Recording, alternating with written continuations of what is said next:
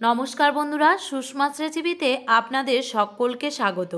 আজ আমি আপনাদের সঙ্গে শেয়ার করব সুজির মজাদার নাস্তা রেসিপি, যেটা বাচ্চা থেকে বড় সবাই খুব বেশি পছন্দ করবে। চলুন তাহলে শুরু করা যাক আজকের এই নাস্তার রেসিপি। সবার প্রথমে কড়া বসিয়ে কড়াতে দিয়ে দিলাম বড় চামচের 1 চামচ সর্ষের তেল। তেল হালকা গরম হলে দিয়ে দিচ্ছি আমি হাফ চামচ জিরে। এবার জিরেটাকে একটু ভালোভাবে নেড়েচেড়ে যখন একটু কালো মতন হয়ে যাবে তখনই দিয়ে দিলাম মিডিয়াম সাইজের একটা পেঁয়াজ কুচি। পেঁয়াজটাকে একটু হালকা নেড়েচেড়ে দিয়ে দিলাম লঙ্কা কুচি।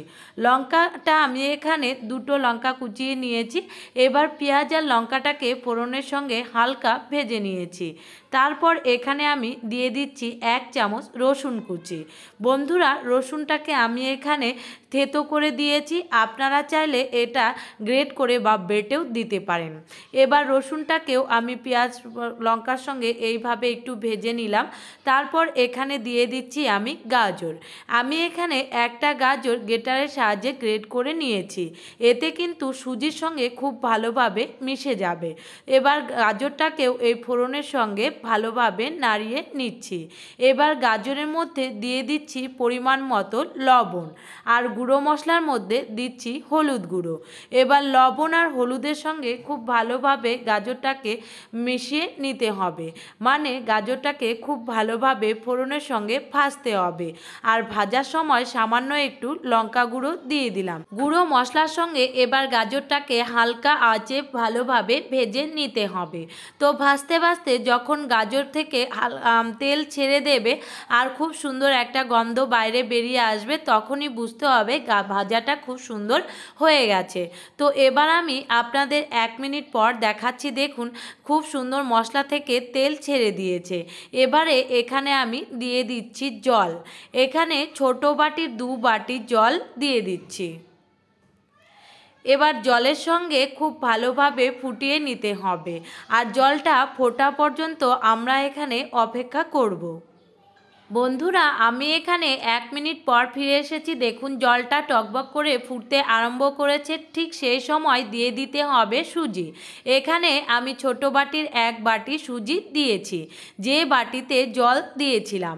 এখানে 2 বাটি জলে 1 বাটি সুজি দিলে সুজির ডোটা কিন্তু খুব সুন্দর তৈরি হবে। এখানে আমি একটা নরম তুলতুলে সুজির ডো তৈরি করে নেব। দেখুন সুজিটা দেওয়ার সঙ্গে সঙ্গে অনবরত এইভাবে নাড়তে হবে, না হলে কিন্তু সুজির মধ্যে গুটি গুটি হয়ে যাবে। খুব অল্প সময়ের মধ্যে কিন্তু এই সুজির ডোটা তৈরি হয়ে যায়, খুব বেশি সময়ও লাগে না। দেখুন সুজির কালারটা কিন্তু দারুণ এসেছে। সুজির ডোটা আমার এখানে তৈরি হয়ে গেছে। এই অবস্থায় আমি ডোটাকে নামিয়ে নেব। এর জন্য একটা প্লেট নিয়ে নিয়েছি। এই প্লেটের মধ্যে সুজির ডোটাকে নামিয়ে নিচ্ছি। এবার এই ডোটাকে খুন্তির সাহায্যে খুব ভালোভাবে ছড়িয়ে দিচ্ছি। এই ডোটাকে এবারে ঠান্ডা করে নিতে হবে। ঠান্ডা করে নেওয়ার পর পরবর্তী স্টেপগুলো করতে হবে। প্রায় 5 মিনিট পর আমি ফিরে এসেছি। দেখুন ধোয়া ওঠা বন্ধ হয়ে গেছে, আর খুব সুন্দর কিন্তু হাত দিয়ে ধরা যাচ্ছে। এই অবস্থায় সুজির ডোয়ের মধ্যে আমি এখানে দিয়ে দেব ময়দা। 2 চামচ ময়দা আমি এখানে দিয়ে দিচ্ছি, চা চামচের। এতে বার্নিং করতে কিন্তু খুব সুবিধা হবে।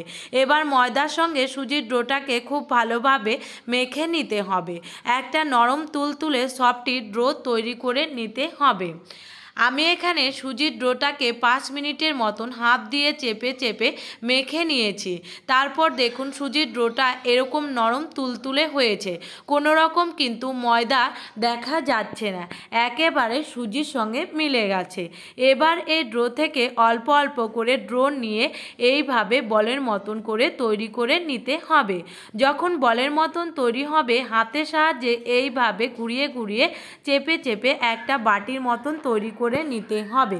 সুজির ডোটা যখন বাটির মতন হয়ে যাবে, তখন এর ভেতরে আমি দিয়ে দিলাম একটা সেদ্ধ ডিমের টুকরো। একটা সেদ্ধ ডিমকে আমি 4টে টুকরো করে নিয়েছি। একটা টুকরো এর ভেতরে ভরে খুব ভালোভাবে মুখটাকে ছিল করে আবারও বল মতন করে নাস্তাগুলো তৈরি করে নিয়েছি। দেখুন এখানে আমার একটা নাস্তা একেবারে রেডি হয়ে গেছে। এবার এই নাস্তাটাকে আমি রেখে দিচ্ছি। বন্ধুরা, আমি আরও একটা তৈরি করে দেখাচ্ছি। আপনারা চাইলে এই নাস্তার ভেতরে কিন্তু ডিমের পরিবর্তে পনিরের টুকরো বা চিজের টুকরো দিয়েও তো বানিয়ে নিতে পারেন। যারা ডিম খেতে পছন্দ না করেন তারা চিজ বা পনির দিয়ে এই নাস্তাটা তৈরি করতে পারেন। তো খুব ভালোভাবে ডিমের টুকরো দিয়ে আবারও মুখটাকে ছিল করে এইভাবে ঘুরিয়ে নাস্তাটাকে তৈরি করে নিতে হবে। তো দেখুন, আরও একটা নিমেষের মধ্যে কিন্তু নাস্তা তৈরি হয়ে গেল। তো এইভাবে আমি সমস্ত নাস্তাগুলো তৈরি করে নিয়েছি। এবার এই নাস্তাগুলোকে খুব ভালোভাবে ভেজে নিতে হবে, এতে কিন্তু নাস্তাটা খেতে আরও দারুণ লাগবে। এর জন্য কড়া পরিষ্কার করে পর্যাপ্ত পরিমাণে সাদা তেল দিয়ে খুব ভালোভাবে গরম করে নিয়েছি। ধোয়া ওঠা গরম করলে কিন্তু হবে না, হালকা গরম হয়ে গেলে এই নাস্তাগুলোকে তেলের মধ্যে দিতে হবে। তো একটা একটা করে আমি এই গরম তেলের মধ্যে নাস্তাগুলোকে দিয়ে দিচ্ছি। প্রথমে আমি এক ব্যাচ ভেজে নেব, পরে আমি বাকিগুলো ভাজবো। আমি এখানে নাস্তাগুলো দেওয়ার পর এইভাবে ওপরে তেল দিয়ে দিচ্ছি। নাস্তাটা দেওয়ার সঙ্গে সঙ্গে কিন্তু উল্টাতে যাবেন না, তাহলে নাস্তাগুলো ভেঙে যাবে। কিছুটা সময় হওয়ার পর মানে পেছন সাইডটা যখন দাগ ধরে যাবে তখন কিন্তু নাস্তাটা উল্টে দিতে হবে। আমি এখানে আপনাদের 1 মিনিট পর দেখাচ্ছি। দেখুন, নাস্তাটা এবার আমি উল্টে নিচ্ছি। পেছন সাইডটা খুব সুন্দর কিন্তু দাগ ধরে গেছে, দেখে নিশ্চয়ই বুঝতেই পেরেছেন। একইভাবে অপর সাইডটাকে আমি কিছুক্ষণ ভেজে নেব, যতক্ষণ না এই পেছন সাইডের মতন দাগ ধরে যায়। আবারও আমি ওপর দিয়ে এইভাবে কিছুক্ষণ তেল দিতে থাকবো, তারপর আরও 1 মিনিট পর আমি আপনাদের উল্টে দেখাচ্ছি। তো দেখুন বন্ধুরা, পিছন সাইডটাও একইভাবে কিন্তু দাগ ধরে গেছে। তো নাস্তাগুলোকে এইভাবে উল্টে পাল্টে কিন্তু ভেজে নিতে হবে। আর খেয়াল রাখতে হবে গ্যাসের আজকে একেবারে মিডিয়াম টু লোতে রেখে নাস্তাগুলো ভাজতে হবে। তো দেখুন, আমার এখানে নাস্তাটা টোটাল ভাজতে সময় লেগেছে 5 মিনিট, তার বেশি কিন্তু ভাজিনি, বা খুব কম সময় ধরেও এই নাস্তাটা ভাজলে কিন্তু ভালো হবে না। এরকম গোল্ডেন ব্রাউন করে সমস্ত নাস্তাগুলো আমি ভেজে নামিয়ে নিয়েছি। দেখুন, কালারটা কিন্তু দারুণ এসেছে। আর এই নাস্তাগুলো ওপরটা হবে ক্রিপচি আর ভেতরটা হবে নরম তুলতুলে, খেতে ভীষণই মজার হয়। বাচ্চা থেকে বড় আপনার বাড়ির সবাই খুব বেশি পছন্দ করবে। এটা আপনারা বাচ্চাদের টিফিনে বা অফিসের লাঞ্চ বক্সেও কিন্তু আপনারা এটা প্যাক করে দিতে পারেন। এটা আপনারা টমেটো সসের সঙ্গে পরিবেশন করতে পারেন।